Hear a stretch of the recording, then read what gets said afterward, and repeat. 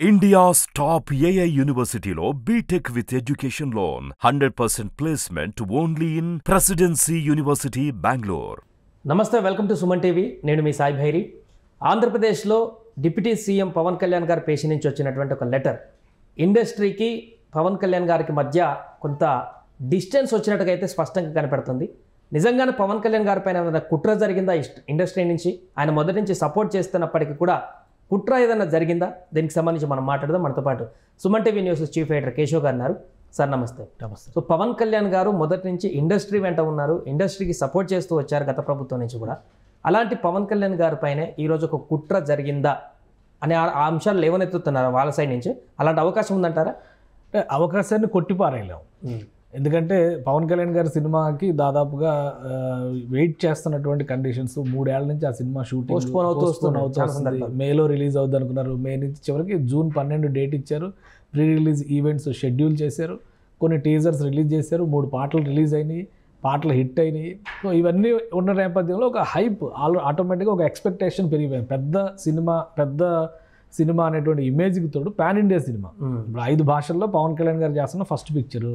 So దేశవ్యాప్తంగా release చేసేటువంటి ప్రణాళిక ఉంది. ఇందులో ఒక అటెన్షన్ ఉంది. ఇలాంటి టైంలో ఇప్పుడు ఒకవేళ అన్ఎక్స్పెక్టెడ్గా ఏదైనా ఇన్సిడెంట్ జరిగి థియేటర్లకు సంబంధించినటువంటి రేట్ సిస్టమ్ మీద జరిగి ఉండి బంద్ అనేటువంటి పిలుపు వచ్చి ఉంటే ఆ లెక్క వేరేగా ఉండేది. కానీ సడన్గా థియేటర్లు బంద్ అనేటువంటి ప్రస్తావన ఎందుకు వచ్చింది, దీని వెనక ఎవరున్నారనే దాని మీద క్లియర్గా ఆ నలుగురు అనే చర్చ నడుస్తుంది. ఆ నలుగురు అనేది మనం ఏదో బ్లాక్ ఫేసెస్ పెట్టినా కానీ జనాలకైతే అందరికీ తెలుసు. అల్లు అరవింద్ గారు, అలానే డి సురేష్ బాబు, దిల్ రాజు, 4వ వ్యక్తి అవసరాన్ని బట్టి మారుతూ ఉంటారని చెప్పని అక్కడ రీప్లేస్మెంట్స్ చూపిస్తూ ఉంటారు. నిజంగా వీళ్ళకి అంత అవసరం ఉందా?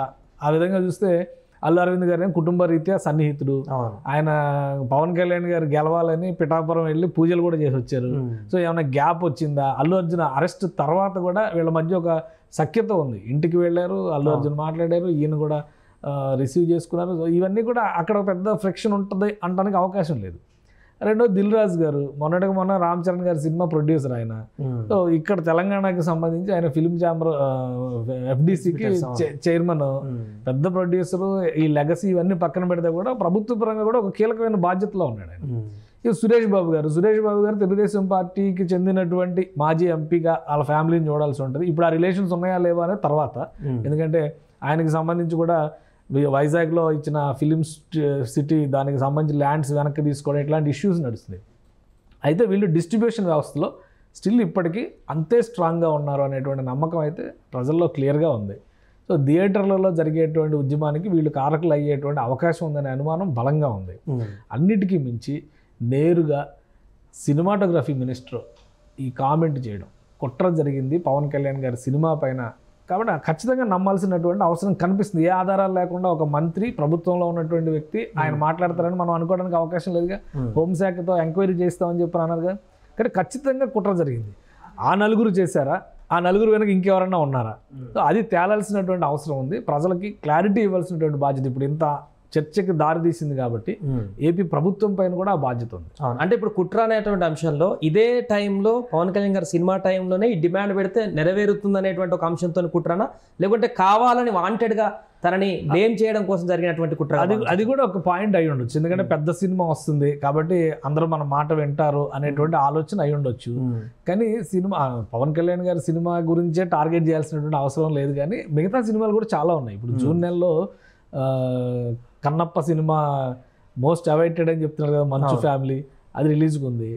అన్నిటికీ మించి థగ్ లైఫ్ మణిరత్నం గారి సినిమా రిలీజ్కి ఉంది ఈ నెలలో. అది కూడా పెద్ద సినిమా. బాలీవుడ్లో పెద్ద సినిమాలు ఉన్నాయి. ఆమీర్ ఖాన్ సితారే జమీన్ పర్ సినిమా రిలీజ్ అవుతుంది. మా కాజల్ నటించిన సినిమా మా అని చెప్పని ఆ సినిమా రిలీజ్ అవుతుంది. అంటే పెద్ద ఫిలిమ్స్ చాలా ఉన్నాయి. హిందీ సినిమాల ఎఫెక్ట్ తెలుగు మీద అంత ఉండకపోవచ్చు అనుకోవచ్చేమో, కానీ బట్ ఆ సినిమాలు పెద్దవి కాబట్టి ఆటోమేటిక్గా క్రౌడ్ పుల్లర్స్. థియేటర్స్లో సినిమాలు లేకే కదా వీళ్ళు మాకు ఎగ్జిబిషన్కి డబ్బులు లేవని చెప్పని థియేటర్ మెయింటెనెన్స్ ఖర్చులు కూడా రావట్లేదని ఆవేదన వ్యక్తం చేస్తున్నారు. అలాంటప్పుడు ఈ డిమాండ్లు పెడితే థియేటర్లు మూసుకొని కూర్చుంటే వస్తాయా? అది కూడా పరిష్కారం అనేది సామరస్యపూర్వకంగా జరగాలి. ఇక్కడ కాన్స్పిరసీ అనడానికి ప్రధానమైనటువంటి అంశం ఏంటంటే, ఈ సందర్భంలో పవన్ కళ్యాణ్ గారిని టార్గెట్ చేశారు అని మనం అనుకోవద్దు కాసేపు. కానీ ఈ సందర్భంలో డిస్కషన్ ఎలా రైజ్ అయింది అనేది, ఇప్పుడు ప్రభుత్వ పరంగా కానీ లేదా అసలు థియేటర్లో సినిమాలే లేనటువంటి పరిస్థితుల్లో ఒక చర్చో సంప్రదింపులో రిప్రజెంటేషన్ ఇవ్వడమో, వినతి పత్రం ఇవ్వడమో, లేదా మేము ఇలా అనుకుంటున్నాం, దీన్ని ముయ్యాలనుకుంటున్నాం అని చెప్పని ఫస్ట్ ఫిలిం ఛాంబర్కి ఇన్ఫర్మేషన్ ఇవ్వడము.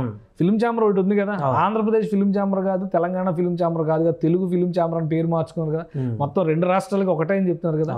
సో అప్పుడు వీళ్ళు ఎందుకని ఫిలిం ఛాంబర్ దృష్టికి ఈ విషయాన్ని తీసుకెళ్ళా, సినిమా పెద్దల దృష్టికి ఎందుకు తీసుకెళ్ళా, ప్రొడ్యూసర్స్కి చెప్పాలనుకుంటే ప్రొడ్యూసర్స్ కౌన్సిల్ ఒకటి ఉంది కదా, వాళ్ళకైనా రిప్రజెంటేషన్, ఎవరికి రిప్రజెంటేషన్ ఇచ్చారు, అది ఇక్కడ సమస్య.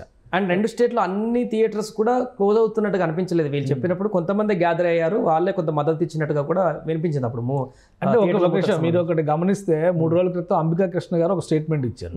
పెద్ద హీరోలను బ్లేమ్ చేశారు ఆయన. పెద్ద హీరోలు 3 సంవత్సరాలకు ఒక సినిమా తీయడం వల్లనే సింగిల్ థియేటర్లు దెబ్బతింటాయి. వాస్తవం అది. ఒకప్పుడు సూపర్ స్టార్ కృష్ణ గారు లాంటి వాళ్ళు కూడా సంవత్సరానికి 10 సినిమాలు రిలీజ్ చేసినాయి. ఎన్టీ రామారావు గారు కూడా 10 సినిమాలు చేసినాయి ఉన్నాయి. వీళ్ళు 3 సంవత్సరాలకు ఒక సినిమా తీస్తే వీళ్ళ కోసం ఈ జనాలు కాయలు కాసేలా, కళ్ళు కాయలు కాసేలా ఎదురు చూసి, ప్రొడ్యూసర్స్ ఏమో 3 సంవత్సరాలు ఆరిపోయి, చివరిగా ఆ దోపిడీ అంతా ఎక్కడ జరుగుతుంది, ప్రజల మీద జరుగుతుంది కదా, థియేటర్ల రూపంలో కానీ. అందుకనే పవన్ కళ్యాణ్ గారు ఆఫీస్ నుంచి రాసినటువంటి లెటర్లో చాలా క్లియర్ రాశారు. ఒక సినిమా ఇండస్ట్రీకి సంబంధించిన సమస్యలు రాయాలి, ప్రేక్షకుల సమస్యలను కూడా హైలైట్ చేశారు. అది చాలా ముఖ్యమైనటువంటి అంశం. ఇదివరకు సినిమా చూడాలని చెప్పారు అనుకుంటే పొరుగురు నుంచి డబ్బాల్లో అన్నం కట్టుకొని వచ్చి పొద్దున ఒక సినిమా చూసి, మధ్యాహ్నం ఒక సినిమా చూసి ఊరు వెళ్ళేటువంటి పరిస్థితి ఉండేది. ఈరోజు నువ్వు సినిమా థియేటర్లోకి మంచినీళ్ళ బాటిల్ కూడా తీసుకెళ్ళినట్లేగా. ఎంత కిరాతకమైనటువంటి చర్య. మనం ఎక్కడికి వెళ్తున్నాం, మంచినీళ్ళు అనేది నిత్యావసరం. హార్ట్ పేషెంట్లు ఉంటారు, షుగర్ పేషెంట్లు ఉంటారు, థియేటర్లో ట్యాబ్లెట్లు వేసుకోవాలన్నా ఏదైనా కానీ అంటే బాటిల్ కొనుక్కోవాలి. ప్రతి చోట వీళ్ళు వ్యాపారమయం చేసేటువంటి ప్రయత్నం జరుగుతుంది. దీనివల్ల నాశనం అవుతుంది ముందు అసలు సినిమా ఇండస్ట్రీ. దాన్ని ఎవరు పట్టించుకోరు. సింగిల్ థియేటర్లో నాశనం అవుతుంది అంటే, సింగిల్ థియేటర్లో ఊళ్ళల్లో ఉండే వాటికి పాత సినిమాలు బోల్డని వేసేవాళ్ళు ఇదివరకు. ఇప్పుడు అది ఎంతవరకు అవకాశం ఇస్తుంది ఇండస్ట్రీ నుంచి. సో ఇవన్నీ కూడా ఒక డిఫరెంట్ చర్చలు. కాబట్టి ఈ సమస్యలు ఉన్నాయి, మా సమస్యల్ని మేము మీ ముందర పెడుతున్నాం అని ఎవరితో మాట్లాడారు, అది ఇక్కడ డౌట్. ఏకపక్షంగా జూన్ 1వ తేదీ నుంచి మేము బంద్ అనేటువంటి ప్రకటన చేశారు. మీరు ఇంకోటి గమనిస్తే జూన్ ఫస్ట్ హాఫ్లో రిలీజ్ అవుతున్న అతిపెద్ద సినిమా హరిహర వీరమల్లు మాత్రమే. మిగతా నేను ఇందాక చెప్పిన సినిమాలన్నీ కూడా 20 తర్వాత రిలీజ్ అవుతున్నాయి. 27వ తారీఖున ఒక్క రోజునే 4 సినిమాలు షెడ్యూల్ అయి ఉన్నాయి. కన్నప్ప కూడా అప్పుడే రిలీజ్ అవుద్దని చెప్పారు. అంటే ఈ ఇష్యూ అంతా ఫస్ట్ ఎఫెక్ట్ ఎవరికి తగులుతుంది? హరిహర వీరమల్లు సినిమాకే కదా, పవన్ కళ్యాణ్ గారి సినిమాకే తగులుతుంది కదా. కాబట్టి వాళ్ళ అనుమానాలు వాళ్ళకు ఉన్నాయి. వెనక ఎవరన్నా ఉండి చేయిస్తున్నారా? ఇప్పుడు కొన్ని విషయాలు వస్తున్నాయి. ద్వారంపూడి చంద్రశేఖర్ రెడ్డి గారి పేరు వస్తుంది. కాకినాడలో ఆయన వ్యాపార సామ్రాజ్యాన్ని పవన్ కళ్యాణ్ గారు మొత్తం కూలదోసేశారని. సో వాళ్ళు ఏమన్నా ఇన్ఫ్లుయెన్స్ చేశారేమో. ఇండస్ట్రీతో సంబంధాలు ఉన్నాయి. గతంలో ప్రొడ్యూసర్స్గా, డిస్ట్రిబ్యూటర్స్గా చేసిన వాళ్ళు చాలామంది ఉన్నారు. రాజకీయాల్లో ఉన్న వాళ్ళు చాలామంది ఉన్నారు. సినిమా ఇండస్ట్రీ ఏకపక్షంగా ఒక పార్టీతో, ఒక కూటమితో లేదు కదా. సో ఎవరైనా చేసి ఉండొచ్చు అనేటువంటి అనుమానం చాలా బలంగా ఉంది. ఒకవేళ ఒక బంద్ అనేది జరిగితే కూడా మొదటి 10 రోజులే కదా ఎఫెక్ట్ ఉండేది. ఆ 10 రోజుల కన్ఫ్యూజన్ ఎవరికి ఉంటుంది? హరిహర వీరమల్లు సినిమాకే ఉంటుంది. అందుకనే బహుశా కందులు దుర్గేష్ గారు దీని వెనక ఒక కాన్స్పిరసీ ఉంది అనేటువంటి అనుమానం వ్యక్తం చేశారు. ఇన్వెస్టిగేషన్ చేయాల్సినటువంటి అవసరం ఖచ్చితంగా ఉంది. పవన్ కళ్యాణ్ గారు రిటర్న్ గిఫ్ట్ అని ప్రస్తావించారు. ఆయన పవన్ కళ్యాణ్ గారి మాటలు కావు అవి. పవన్ కళ్యాణ్ గారి కార్యాలయం రిలీజ్ చేసినటువంటి మాటలు. అంటే పవన్ కళ్యాణ్ గారి మనసులో ఉన్నటువంటి మాటలు అనుకోవడానికి కూడా అవకాశం ఉంది. అందులో చాలా పాయింట్స్ టచ్ చేశారు. ఇండస్ట్రీ అసలు ఎందుకు కన్సాలిడేట్ అవట్లా, ఇండస్ట్రీలో ఎవరికి వారే యమునా తీరానేలాగా ఉంటే ఇండస్ట్రీకి ఉపయోగం లేదు కదా. మీరు అందరూ కలిసి రండి, మీ ప్రపోజల్ చెప్పండి, ప్రభుత్వం మీకు సహకరిస్తుందని చెప్పారు. మీరు వెళ్ళడానికి సంవత్సరం పట్టింది. ఇండస్ట్రీలో ఐక్యత లేదా అనడానికి అది పక్కన పెడదాం. ఐక్యత లేదనేది వేరే అంశం. కానీ ఇండస్ట్రీలో అసోసియేషన్స్ ఉన్నాయి కదా. ఒక ఆర్గనైజేషన్గా పనిచేసేటువంటి క్రమంలో మెజారిటీ ఒపీనియన్ బట్టి వెళ్ళొచ్చు. సో ప్రభుత్వానికి ప్రతిపాదన ఇవ్వడంలో ఎక్కడ సమస్య వచ్చింది? ఈ ప్రభుత్వంతో కూడా కలిసి మెలిసి వెళ్ళడానికి వీళ్ళకి ఇష్టం లేదా, అయిష్టత ఉందా? సో ఇలాంటి సందేహాలు చాలా వచ్చినాయి. అందుకని ఒక్కసారి ఆయన రాసినటువంటి ఆ కార్యాలయం రిలీజ్ చేసినటువంటి లెటరు, రెండోది అసలు ఈ బంద్ అనేటువంటి ప్రకటన ఎవరు చేశారు, ఎందుకు చేశారు, ఎవరి కన్సర్న్తో చేశారు, అసలు బంద్ చేయాలనుకుంటున్నాం అనేటువంటి ప్రతిపాదన ఎవరి ముందర పెట్టారు, కనీసం మినిమం రిప్రజెంటేషన్ ఎవరికి చేశారు, ఇవన్నీ కూడా అనుమానాలు ఉన్నాయి. వీటన్నిటిపైన ఒక క్లారిటీ రావాల్సినటువంటి అవసరం ఉంది. అందుకనే పవన్ కళ్యాణ్ గారి ఆఫీస్ కూడా చాలా సీరియస్గా రియాక్ట్ అయింది. పవన్ కళ్యాణ్ గారితో పెట్టుకుంటే ఇండస్ట్రీకి చాలా దెబ్బలు తగలడం అనేది మొన్న చూసాం మనం. పాతాళానికి దొక్కేస్తానని చెప్పారు కదా. సో పాతాళానికి దొక్కేటువంటి పరిస్థితులు చాలా వస్తాయి. ఇవన్నీ కూడా ఇండస్ట్రీ వైపు నుంచి చూస్తే ఆయన పదే చెప్తుంది ఏంటంటే, నేను ఇండస్ట్రీ బాగుపడాలని కోరుకుంటున్న వ్యక్తిని అని చెప్తున్నాడు ఆయన.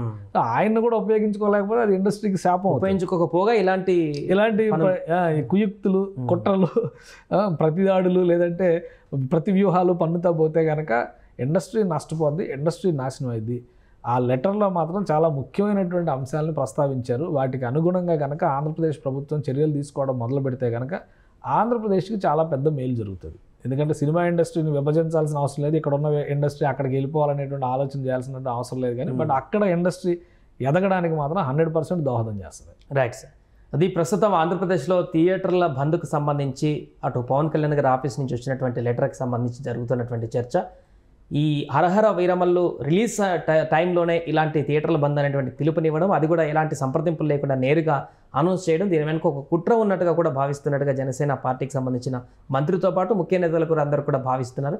దీనికి సంబంధించి ఇంకా పరిణామాలు ఏ విధంగా ఉంటాయో రాను రోజుల్లో చూడాలి.